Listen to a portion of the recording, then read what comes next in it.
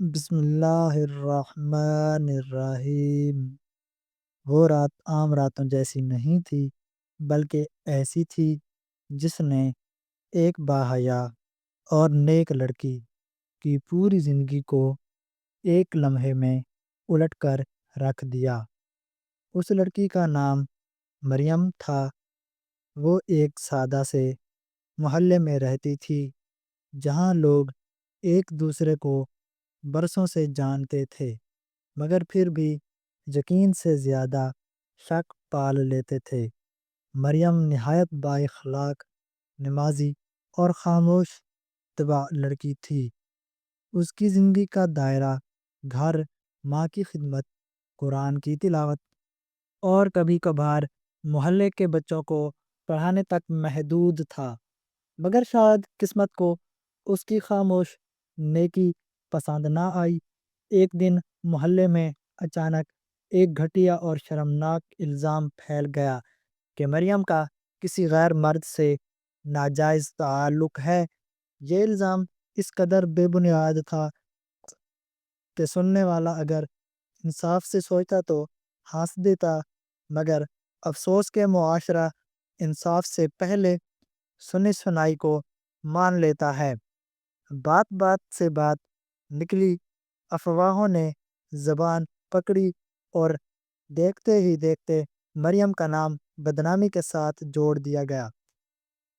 اس کے باپ کی آنکھیں شرمندگی سے جھک گئیں، ماں راتوں کو روتی رہی، بھائی نے سر اٹھا کر چلنا چھوڑ دیا، اور مریم، وہ مریم جو ہمیشہ نظریں جھکا کر چلتی تھی، اب نظریں اٹھانے سے بھی ڈرنے لگی۔ لوگ گزرنے کے انداز بدلے گئے، سلام کا جواب خاموشی میں بدل گیا۔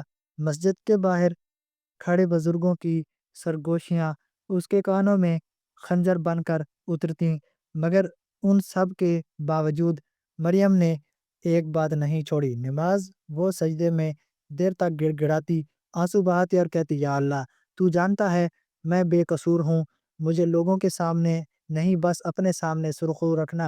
الزام لگانے والا کوئی اور نہیں بلکہ وہی عورت تھی جس کی مدد مریم نے مشکل وقت میں کی تھی۔ حسد نے اس کے دل میں ایسا زہر بھرا کہ اس نے پاکیزگی پر کیچڑ اچھال دیا۔ دن گزرتے گئے، الزام گہرا ہوتا گیا، یہاں تک کہ بات پولیس تک پہنچ گئی۔ اب مریم کے صبر کا امتحان صرف زبانوں تک محدود نہ تھا، بلکہ قانونی کاغذوں پر اس کا نام مجرم کی طرح لکھا جانے لگا۔ تفتیش ہوئی، سوال جواب ہوئے، ہر سوال مریم کے دل پر چھری کی چلاتا، مگر اس کے چہرے پر عجیب سکون رہتا۔ وہ ہر بات سچ کے ساتھ کہتی، نہ آواز بلند کرتی، نہ آنسوؤں کا ڈنگ، بس خاموش یقین کہ سچ ایک دن ضرور بولے گا۔ پھر وہ دن آیا جب اصل حقیقت سامنے آئی۔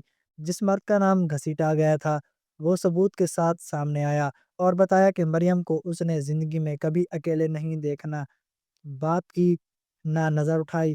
مزید تفتیش میں معلوم ہوا کہ الزام لگانے والی عورت خود ایک جرم میں پھنسی ہوئی تھی، اور اپنے گناہ چھپانے کے لیے مریم کو قربانی کا بکرا بنایا گیا۔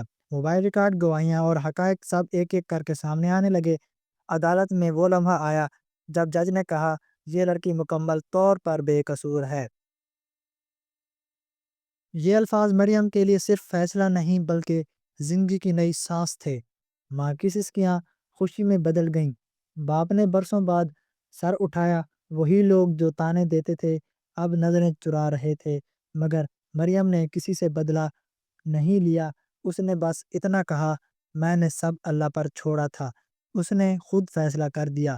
اس دن محلہ خاموش تھا، مگر اس خاموشی میں ایک سبق گونج رہا تھا کہ الزام لگانا آسان ہے، مگر کسی کی عزت واپس لوٹانا ناممکن۔ اور مریم وہ بدنامی کی آگ سے گزر کر ایسی سرخرو نکلی کہ اس کا کردار الزام سے زیادہ روشن ہو گیا، کیونکہ سچ کو دبایا جا سکتا ہے، مارا نہیں جا سکتا۔